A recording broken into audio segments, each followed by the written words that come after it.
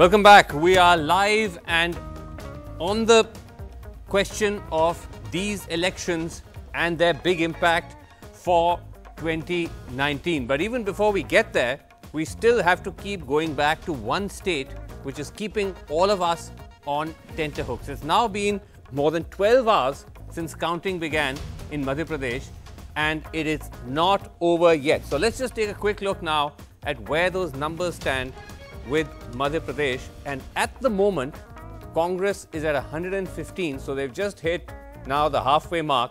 But of course, this still changes back and forth. BJP is at 8, but this has been perhaps the Congress's best position now for the past several hours. So we'll have to wait and see if this stays. If this stays, obviously, then Shivraj Singh is out decisively, and it's the Congress in Madhya Pradesh. Let's just quickly take you through some of the other states, just to give you a sense of where we are with Rajasthan.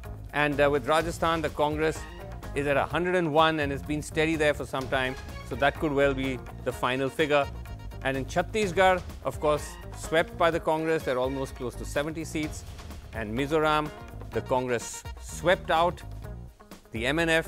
And last but not least, in Telangana, where the TRS pulled off a stunning coup. And let's just try and see if we can show you why Madhya Pradesh is taking so long. And that's because of about 30 seats which are still being counted, where the margins are so close. Just have a look at that. 6 votes, 107 votes, 180 votes, 199 votes. It's coming down to that kind of granular difference between the parties. And we just did a quick breakup of those seats, and broadly the Congress is leading in about 12 of those seats, the BJP is leading in about 11 of those seats, and there are a few others including the BSP, SP and the BASD who are leading in the balance seats. So it's still going on, and we believe there may be an outcome perhaps even closer to midnight. All right, let's just go across now. We've got a terrific panel here with us.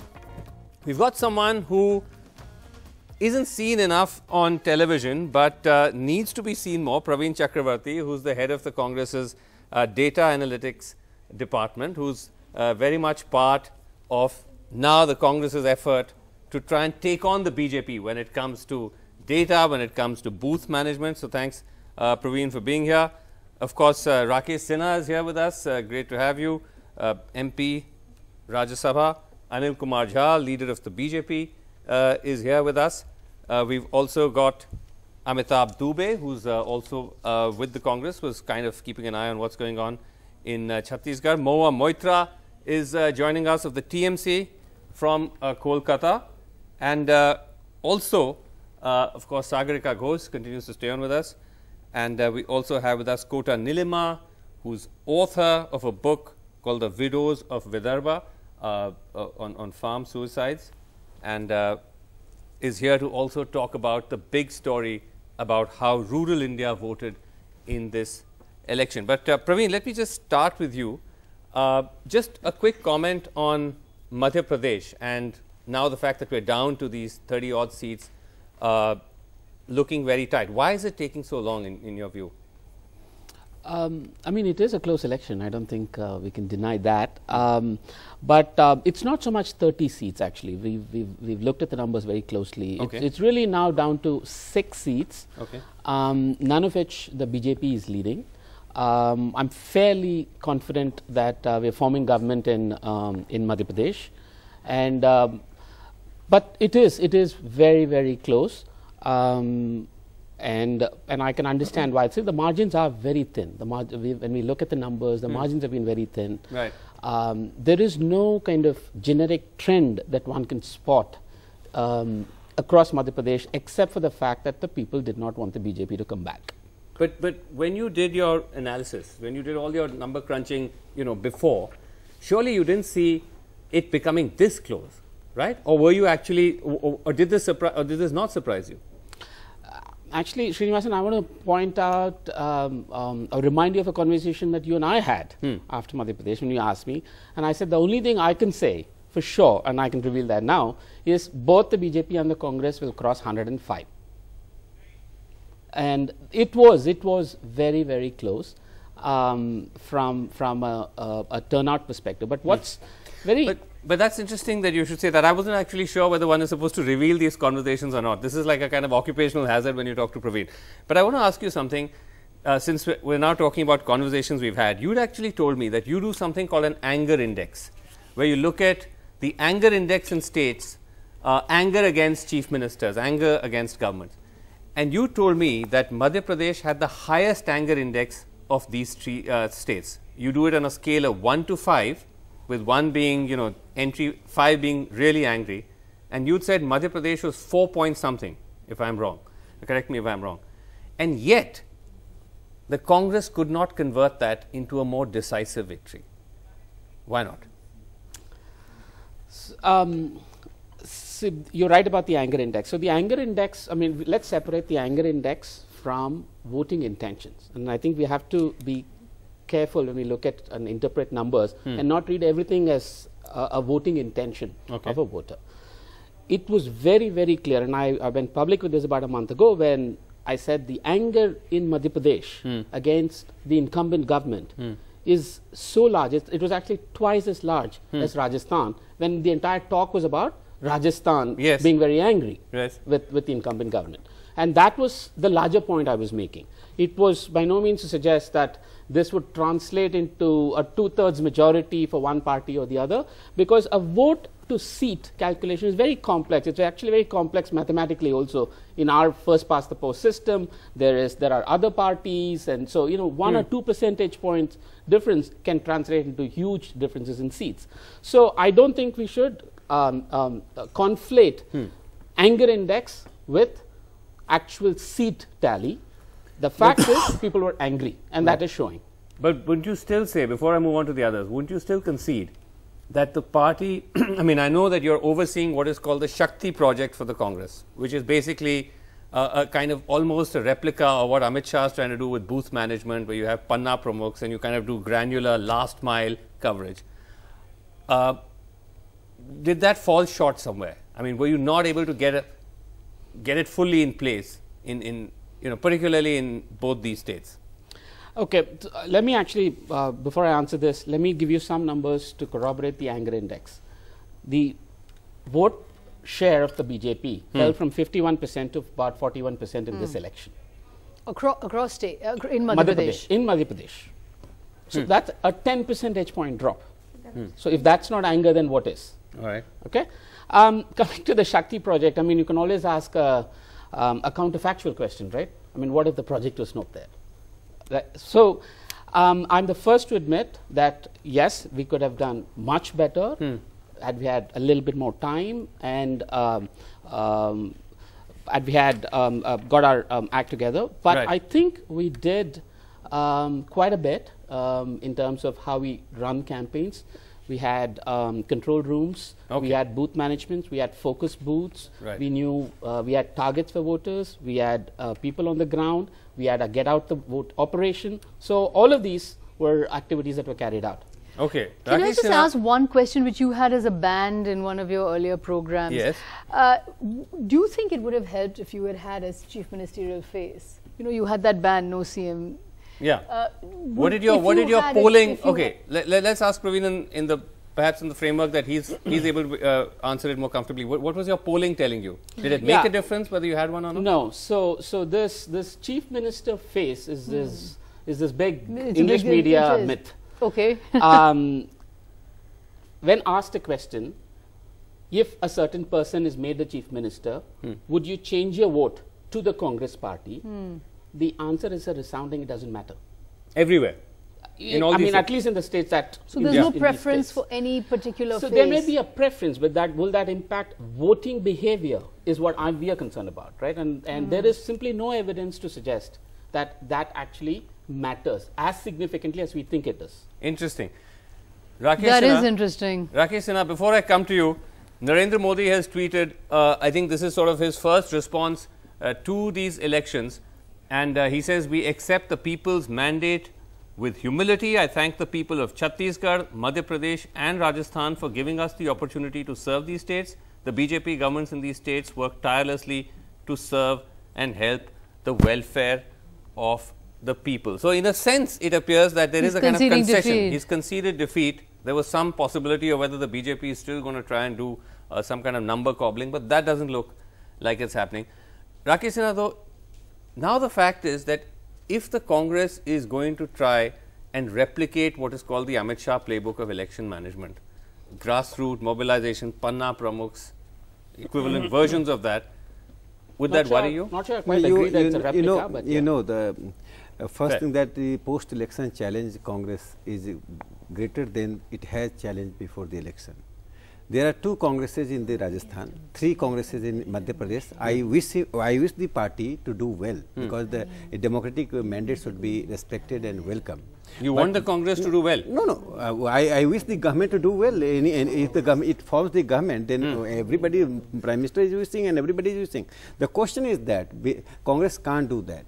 Because the factional fight is the creed of the Congress, and I know that I said that in Rajasthan there are 2 congresses, and Madhya Pradesh there are 3 congresses. They all are irreconcilable. Even Rahul Gandhi has not capacity to reconcile all these people because Rahul Gandhi is not Indira Gandhi. But Rahul Gandhi is not Jawaharlal. Do you see a change in terms of the fact that now they are more active on the ground? Do you see the fact that there is, because kaha jata tha Congress was only a party of leaders, there were no workers. No, do you think that's changing? Congress lacks the organization. It has the bunch of leaders, but it lacks the organization setup and the cadres at the grassroots. But second, Congress depends on 2 things. One, polarization. Second, anti-incumbency. So I consider this polarization. Congress depends on polarization. You know the Antony Committee report. I am not talking something imaginary. Antony Committee report is A.K. Antony is a Congress party's big leader. He has given the report to the Congress that the party has identified with a particular community. And what does it mean? And when Kamal Nath says that 90% Muslims should be voted for the Congress party, does it mean there is secular politics? If you want to defend Congress, any scene of the Congress you are defending as the secular virtue, then I can't help you. Second important thing, let me one sentence. If you do so many points, then it's impossible to get a response. But let's at least go on to that point, Praveen, about that Kamal Nath comment which went viral. Did that hurt you in the elections at all? No, I mean, I think the comment was just completely blown out of proportion. And, you know, to this point about organization and cadre and all of that, I just want to place some actual facts on record, right? Okay. There were 5.4 lakh Congress workers that had a voice in determining who their candidate would be for this Vidhan Sabha election this time. So if that is not cadre and that is not organization, then what is? So I think we can go on and on about this narrative and that narrative and lack of organization. There are attempts that we made in this election, and clearly that's, you know, these are numbers that are out there on the ground.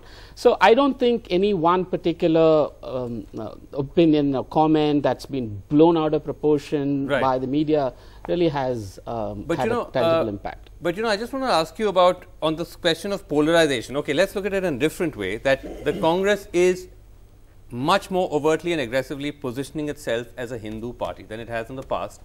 Again, is this the Congress winging it, or is there some science behind what is happening? In other words, are you finding in your surveys and so on that this is actually getting traction when Rahul Gandhi goes to temples and so on and so forth? I don't have any evidence. I mean, in the sense, I've not done any studies or analysis around that. Do you expect us to believe that? Why not? I mean, okay. I find it hard to believe you pull everything else, but not that. Yeah, but you know, see, there are many campaign methods that we use, so I don't pull every single thing.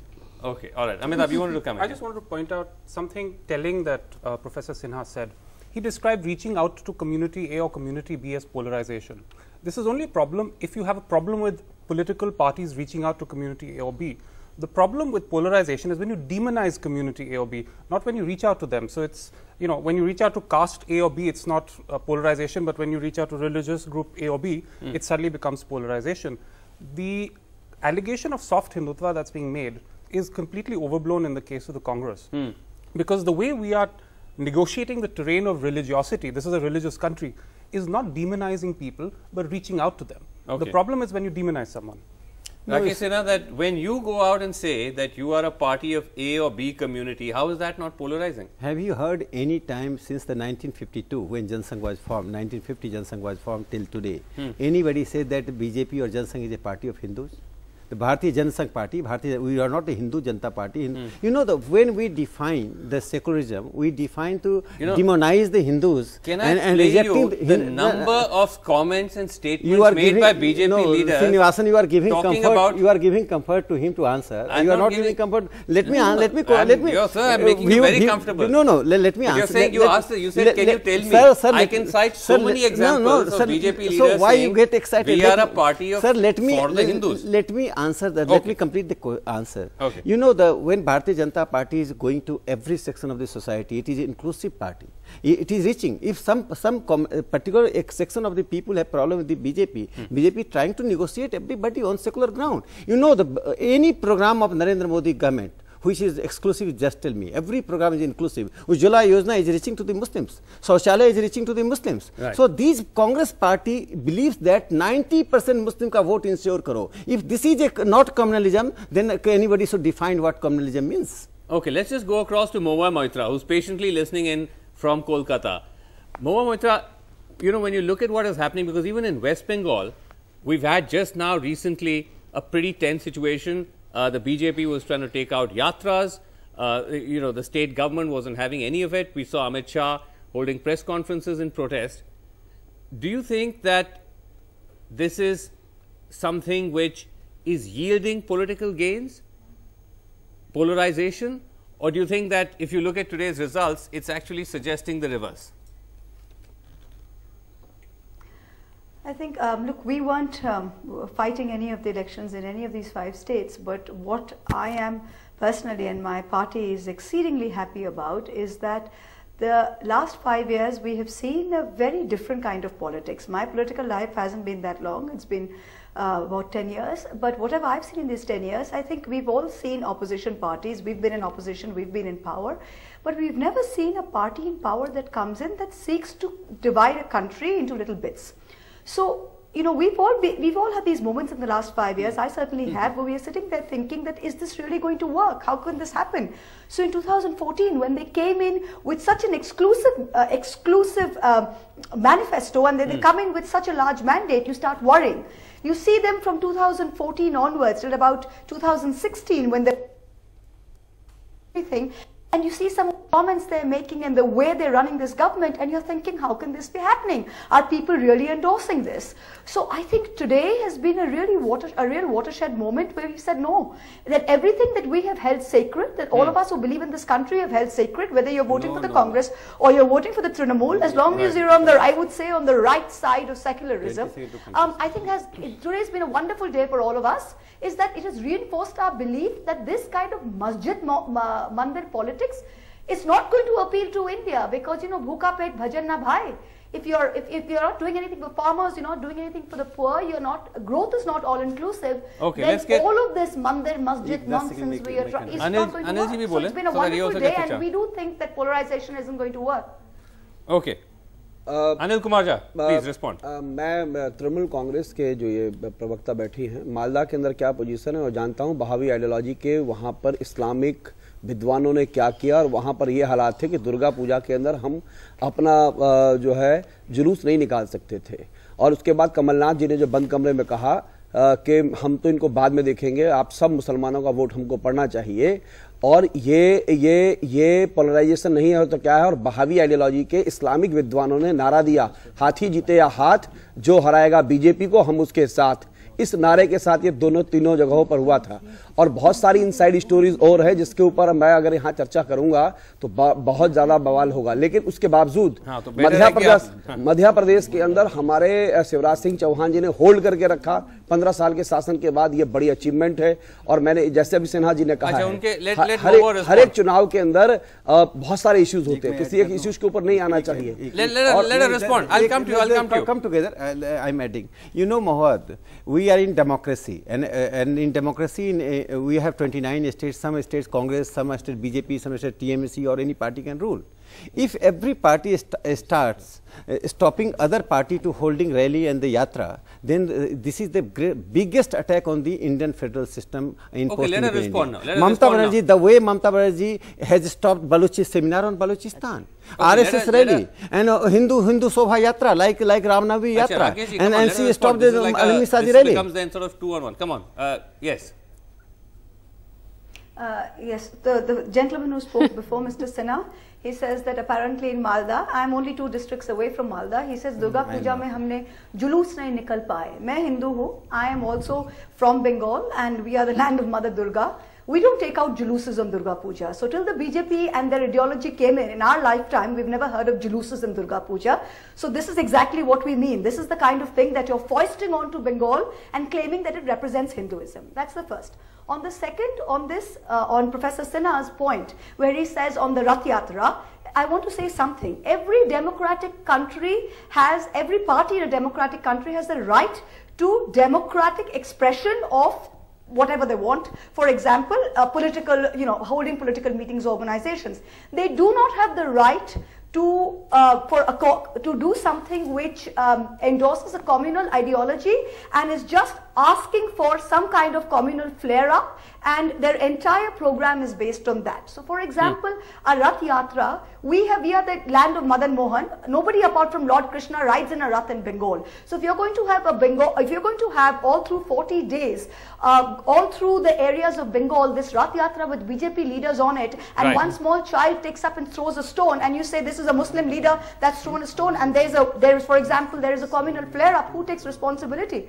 Do you think why do you need to take out these kind of Rath Yatras as sort of an expression of your democratic or political ideology? There are 100 different ways by which we have done it in opposition. I don't think taking out a Rath Yatra and seeking to polarize a country on communal grounds is something any responsible government would do, and we certainly can't endorse it. So we will do our best to make sure that we don't turn Bengal into what UP is turning into. Okay, let's move away for the moment right now from Rath Yatras. Ek second, main aata hu wapas because we have to move away from that, because there were 2 things that really happened in the past week here in Delhi, which in a sense are setting the tone for the political conversation going forward. One, of course, was this big gathering on the Ram Mandir, which we spoke about. And just before that, farmers marched into Delhi in large numbers and basically set an agenda of demands for Parliament. So we have these 2 different strands now, these 2 different political conversations. Kota Nilima, I want to ask you, because one of the things that is coming out of this election is really not so much about Mandir Masjid, but this seems to be the revenge of rural India. That, the point that Sainath was making during the farmers' protest, that farmers are no longer just sitting and killing themselves. They're out there protesting, they're walking with their feet and voting with their hands. Would you say that that's something which you see emerging as a result or an outcome of these elections? And is that a kind of a warning sign to not just the BJP, but to all governments? Absolutely. And I just wanted to point out, I was listening to the discourse here and I was thinking this is exactly what's got to change. If anything, this election shows that you just cannot ignore the farmer. You can't keep them out of our cities. The way they were kept on October 2nd, they were lathi charged just on the border of Delhi. Even when they come, it's like a very condescending attitude of the power to come and meet us. And what are they asking? They're asking for very basic things. They're asking for better MSP. They're asking for loan waivers. And we all know that loan waivers just come before elections. So these are very basic things which they should have got decades ago. But we are now, this democracy is now giving out these things as some kind of a patronage. You vote for us, we'll do this. I mean, that's not how it works. And we are talking about polarization. We are talking about winning elections on the basis of anger. What kind of anger does exist in our villages when they look at this kind of polarization? Is anybody recording that? When we talk about Mandir, when we are talking about large number of people marching for or being supported by political parties? I think their reading is that these polarizing issues will help them overcome negligence on aspects like rural distress. But because you travel through the countryside, do you see any evidence of that? Is that an argument which farmers, those who are part of the agrarian economy are willing to buy, that the Mandir and Masjid can replace life or death issues? well, I can't speak obviously for all the farmers, but the field research I have done in a few states recently in Telangana. I was mapping the rural distress there as part of a report, and I can seriously say that the only thing which matters to them and where is the next meal coming from, where is the fees for the schools coming from, and that's where I think Telangana government could manage to actually come back to power, because they gave money in the hands of the people. Right. Although, you know, that is not enough. That does not replace infrastructure, that does not replace irrigation, but it is still, the intensity of the distress is shown by the Telangana victory in Okay, Anil ji, मैं आपसे ये पूछना चाहता हूँ कि यहाँ पे किसान क्षेत्रकारी मार्च कर रहे हैं, दिल्ली आ रहे हैं, और वहाँ संघ परिवार किस चीज पे मार्च कर रहा है, किस चीज पे बड़े-बड़े सभाएं होल्ड कर रहा है? मंदिर पे।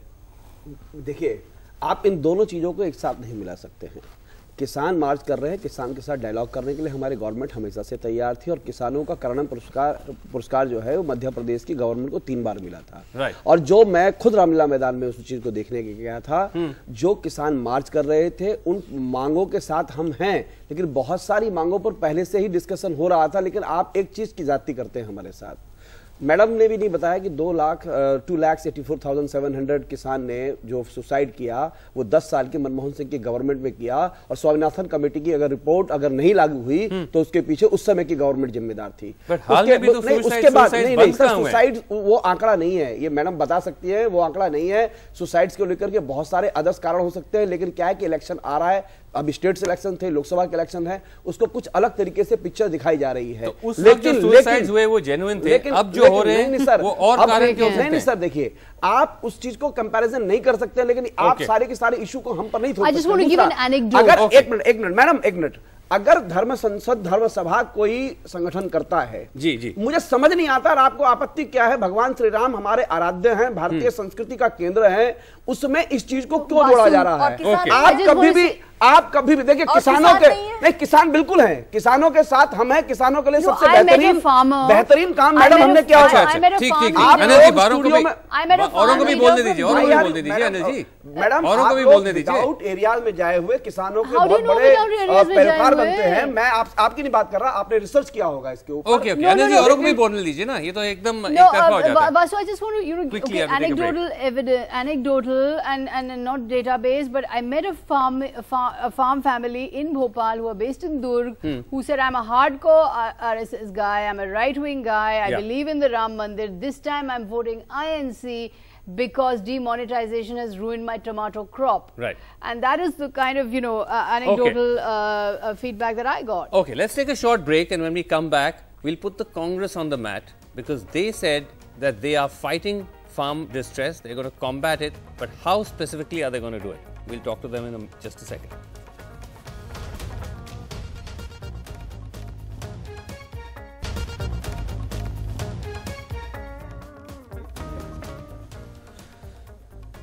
Welcome back. It's one thing for the Congress to say that rural distress was an issue and that farmers were in crisis, but what are they going to do about it? Praveen Chakravarti is here, Amitabh Dubey is here. Praveen Chakravarti, the only sort of categorical solution the Congress seems to have for rural distress in all your manifestos, all your sort of promises was big ticket, was loan waiver. Is that oversimplifying rural distress? That's not true at all, actually. It is not to categorize that as the only idea for farm distress is completely untrue. The headline idea. I mean, that the headline is decided by not us but by others, clearly. But very clear. See, in farm distress, any economic issue has multiple solutions that we need at the same time. Okay. And it's been repeatedly clarified and insisted that a loan waiver is the starting point. It's not the be-all and the end-all. A loan waiver is the starting point because farmers are in debt. They are in distress. But you have to supplement that with higher MSPs, with infrastructure, with supply chain, with access to markets. And all of that has been said repeatedly by the Congress party. Okay, so when you say that this is media setting the headlines, I've attended rallies of the Congress, I've attended Kamal Nath rallies. What is Kamal Nath's single message? He'd say, Karza maaf, Bijli half, Bhajpa saaf. This was the slogan he repeated again and again. So you tell me that it's the media or it's the Congress? No. See, sure. I mean, if you have to capsule it into, say, a slogan, then perhaps you pick the most important. But very clear, and actually Amitabh Dubey should weigh in on this, because it was extensive work that he and his team did in talking about this issue in the Chhattisgarh manifesto after meeting so many farmers. And you should talk about it, Amitabh. In fact, I think there was that promise that you gave in the manifesto, which many believed was a bit of a game changer for you, where you said that you were going to give an MSP for rice for 2,500 rupees, right? Which is how much higher than the current MSP? 2050 at the moment. So it's 2050, so about 500 rupees more. Yeah.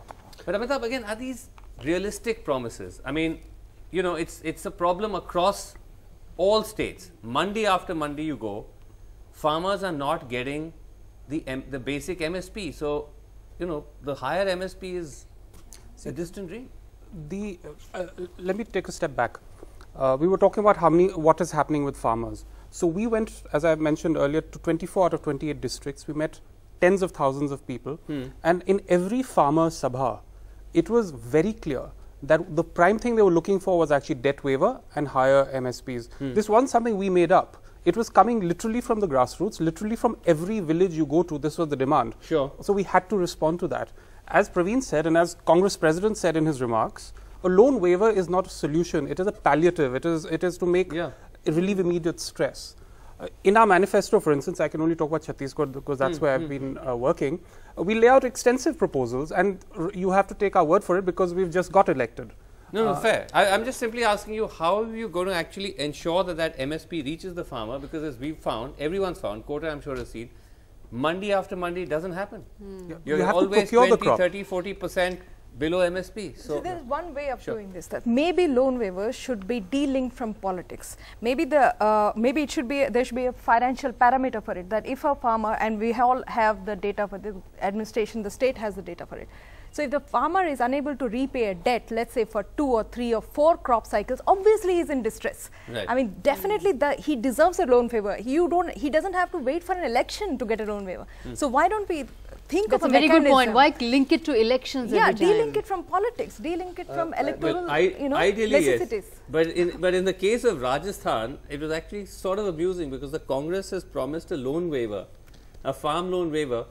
Vasundhara Raje's already waived loans worth 8,000 crores earlier this year.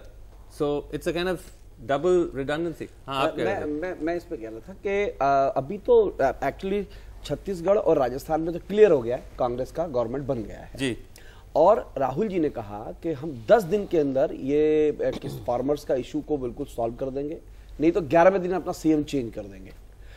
तो पंजाब में आपका government आया था तो आपने farmer issue solve करेंगे या कर्जा माफी करेंगे? कर्जा माफी का भी, फार्मर्स के जो इशू में कर्जा माफी कर देंगे, वो कर देंगे, नहीं तो 11th डे पे हम सीएम चेंज कर देंगे जी। तो कल से अभी तो रिजल्ट आया है, तो मैं अभी मीम साहब का, इनके कुछ प्रवक्ताओं को देख रहा था, सुर अभी से चेंज हो रहे हैं, अभी 1-1.5 घंटा भी नहीं हुआ है। क्या कि इसमें हम कोशिश करेंगे, देखेंगे क्या सोल्यूशन निकलता है, आगे देखते हैं, बल्कि ऐसा कहना शुरू कर दिया है। वो रिस्पॉन्ड करें, let him respond to that. Is there some dithering or I don't know where this is coming from. Perhaps he's referring to a maximum cap in the size so that very, very large farmers who've taken huge loans aren't waived off at the same rate as a small farmer. There will be those kinds of conditionalities. और इस देश के अंदर 67% he's saying farmers you're 1 going hectare से back नीचे, on the loan waiver. उससे नीचे के भूमि वाले हैं। और और आपको ये देखना पड़ेगा, उनकी इश्यूज अलग हैं, वो बहुत ज्यादा दिक्कतों में हैं, लेकिन आप शुभकामनाएं छत्तीसगढ़ और राजस्थान में आप आए हैं, 10 दिन के अंदर पहले माफ करें, उसके बाद कलेक्टर्स की नौकरियां निकाल दें आप वहां 2-3 हजार 5 हजार, उसके बाद सारी रोजगारी खत्म कर देंगे, ये ऐसा इन्होंने कहा था। हम वेट कर रहे हैं, ठीक है, बात करिए, आइए फिर आपको मौका मिल जाएगा। आप वेट करिए, तब तक मैं राकेश सिन्हा जी से बड़ा ask Rakesh Sinha something and then I'm coming back to Mahua Maitra. Rakesh Sinha, the fact is that these two burning issues, rural distress and jobs, clearly a big issue, you would concede in elections, this one going forward. I heard a couple of the Prime Minister's speeches on the campaign trail, virtually no reference to either issues. Nothing to do with rural distress, minimum support price, and virtually nothing on jobs. There is no doubt is this that a concession somewhere along the line of failure? There is no doubt that successive government has cheated the farmers.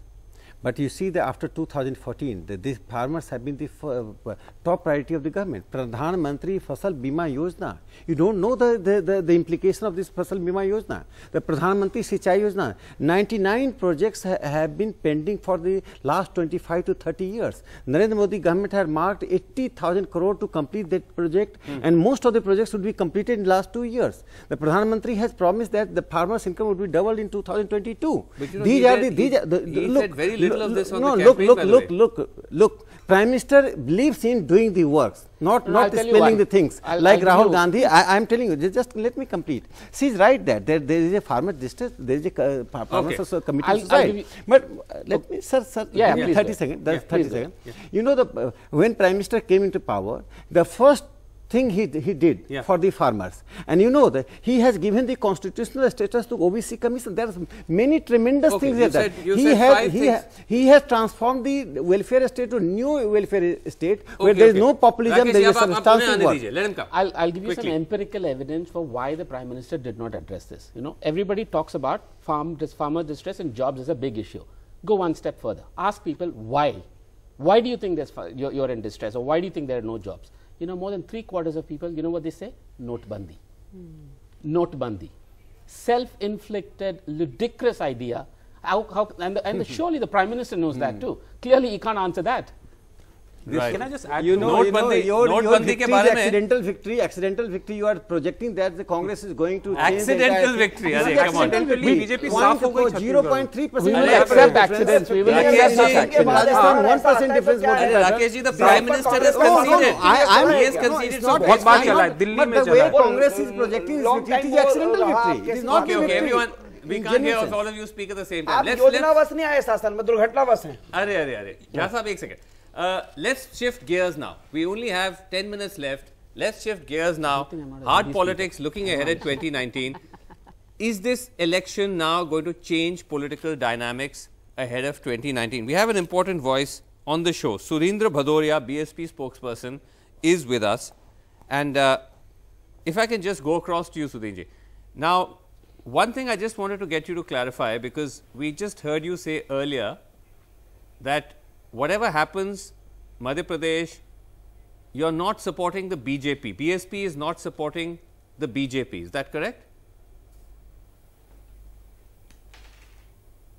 Well, we would definitely want a secular democratic government to be formed in all these states, but that would also depend that those people who are seeking the support of Bahujan Samaj Party have to approach to our national party president, seek support, and then a programmatic understanding and agenda has to be created on which the government will be formed.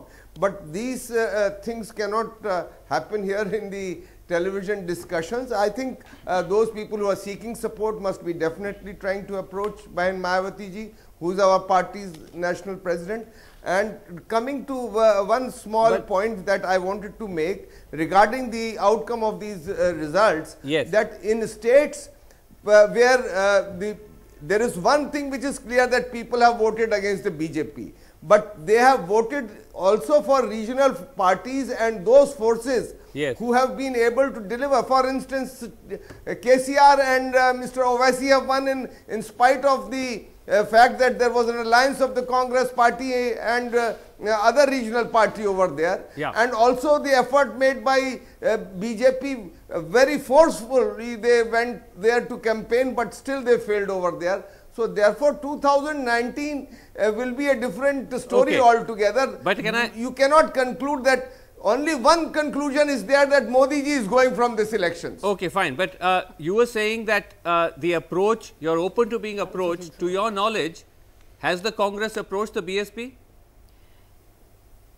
He has too many enemies. Well, we are in the studio. It is, I think the national president of the Congress party will approach the national president. I don't think, some statements coming from state or district level leaders will have any bearing on this. But Sudhinji, the fact is that the Congress couldn't stitch up an alliance with you in any of these states.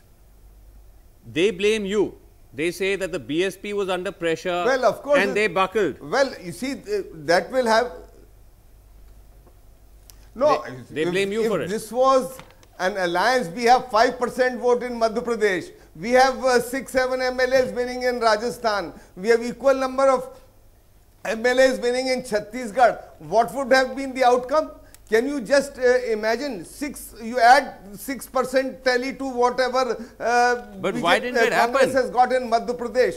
So therefore, but this why kind did it of happen? arrogance of trying to monopolize should not be anybody's approach. Democracy, democratic politics, you know, the strength of democratic politics is consensus building and also taking everybody together. Okay, Praveen Chakravarti, why didn't you tie up with them? First, sir, let's not have TV debates drive wedges between alliance parties. So let's step back. I don't think we're arrogant or any of those things. And there were earnest attempts to strike an alliance, and I think the president of the Congress party in Madhya Pradesh, Kamalnath, has spoken about it. So there were earnest attempts for various reasons. It didn't materialize. It didn't fructify. Apparently, but that does not mean there was bad. I mean, it's completely wrong to say that there was bad blood and there was feuding and there was arrogance. It's just that's not true. Okay, but Praveen, I mean, again, because you're a numbers guy, you look at the numbers, you see how the BSP is done. If they wanted a couple of 10, 15 extra seats, what was the problem? No, I think that's a simplification. There's a lot of presumption in your statement. So it's not something as simple as number of seats, and there are various things that go into forming an alliance. Right. See, I think it's completely wrong to say that the Congress party is averse to alliances. The Congress party stitched up new alliances, in the southern states. If there's any one party in the country that's losing alliance partners, we all know which party that is. Okay. Mahua Moitra and Sudhin Bhadoria, this question is to both of you. And let me start with you, Sudhindra ji. क्या आपको लगता है, Sudhindra ji, that after these results, would you say, okay, Congress may not have been able to stitch up with you, but after these results, they have emerged now as the main magnet for any kind of anti-BJP front, realistically?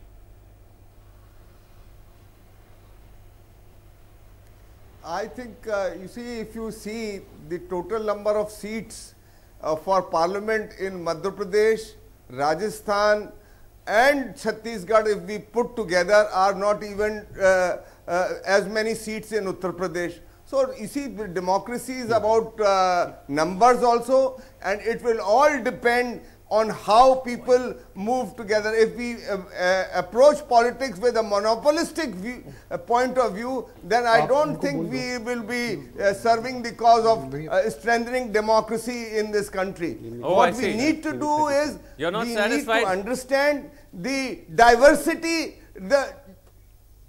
You're not satisfied with the numbers. And a genuine federalism, that is what needs to be understood. Okay, Mahua Moitra, are you at least 200 seats? Just let me give you 200 seats. 200 seats between Haryana, Delhi, Bihar, UP, Bengal, Orissa. Where is Congress party in these states? Okay, Mahua Moitra. Yeah, tell me your question. Is the Congress now emerging as the main pole of an anti-BJP front? Not Mamata Banerjee, not BSP, not SP. We've had Congress party. No, one second. I think there's something wrong. There's something wrong with that question, because the Trinamool Congress is in Bengal. That has got 42 seats. So it's not fighting in the rest of the other 500 seats, right? So except for probably 1 or 2 or 5. Okay. So obviously, when we're talking about numbers, the Congress is the only other national party. Everybody else is a regional party. So in these 5 states, for example, we were not even fighting in any of these 5. The Congress was fighting a 1:1 battle in 3 of these states, and we are very glad that they have conquered and won, because the fight today is not about whether the Congress is bigger or that we are bigger. We are here, we are fighting 42 seats. If we win between 38 and 40, we'll have done what we can do. If the BJP wins against them, if the DMK wins in Tamil Nadu, that's exactly what we're trying to do. Okay, so you're the trying to Congress make is it strong 1-to-1. in 5 or 10 or 12 seats. Okay, We are making it 1-to-1, I'm coming to you. It's not that we love. There's one thing I want to say. It's not that we love anyone more, but that we love the BJP less. That's very clear. That is the binding factor here.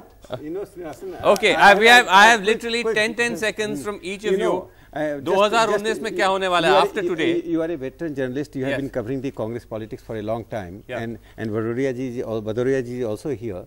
You know, the Congress party has passed a resolution in its brainstorming in Panchmadhi, Madhya Pradesh, that it is anti-coalition. Congress party is a party of natural governance. The creed of the Congress is the coercing any coalition partner. This is I'm asking you on 2019. 19, Narendra Modi ji going to achieve what he achieved in 2004. More than that, he is going to achieve. More than that. There is a faith of people in Modi and his government. Future में जब भविष्य का इतिहास लिखा जाएगा तो इस छोटी लड़ाई को पराजय हम सहेंगे लेकिन युद्ध जीत जाएंगे, ऐसा मेरा मानना है. Kota Nilima, I know you're not into political punditry, but 2019, quick lessons from today, from the election. I just hope there is time ahead, sometime under any political party where there will be zero farmer suicides, where a farmer can live happily in this country, and it doesn't matter which religion he is from, or which whether he wants a mandir or a masjid, or what he eats or how he dresses, but it's because he or she can live with dignity and a kind of pride being an Indian. I'm not going to predict, no, I'm not even going to go there. I'm just going to describe in one sentence what I think has happened today. I think what has happened is that the invincibility of Narendra Modi and Amit Shah has been dented, and I think there's pressure now on Narendra Modi to come up with new energy and a new narrative going forward into 2019. One quick line on what Mr. Bhadoria said. Where is the Congress in a large part of this country? Looking at 2019. No, a large part has to be quantified. I think the Congress is present in a significant part. But looking at 2019 from today's point of view, there were 62 seats in these three states that the BJP won in 2014, Lok Sabha seats. If you do impute Lok Sabha seat victories from today's results, it's down to 22, 40 seats. An entire equivalent of Bihar is gone. So 2019 is a game wide open. There are two trends that are very clear. The BJP is going down and the Congress is going up. Amitabh, would you just endorse that so we can say I will endorse it as Congress Mungeri Lal ke haseen sapne mein hai. The CSDS mood of the nation survey, 39% of respondents said the Modi government does not deserve a second chance. In 2013, it was the same statistic for the UPA. Sudhin ji, before we go, much of this, Bhadoria ji, much of this hinges on Uttar Pradesh and your alliance with the Samajwadi Party. Is that on BSP, Sapa and UP? Well, before the Congress party, supported in Kairana and also in Nurpur, they also contested in Phulpur and Gorakhpur. They had to bite the dust along with the BJP. Both lost miserably. So therefore, we fought the election together. We will fight the election together. We fought the election together. We'll fight the election together, whether or not the Congress is part of it. But thank you all so much for joining us. It's been a terrific debate. But do stay on with NDTV because we are not moving away yet from this big story. Thanks for watching.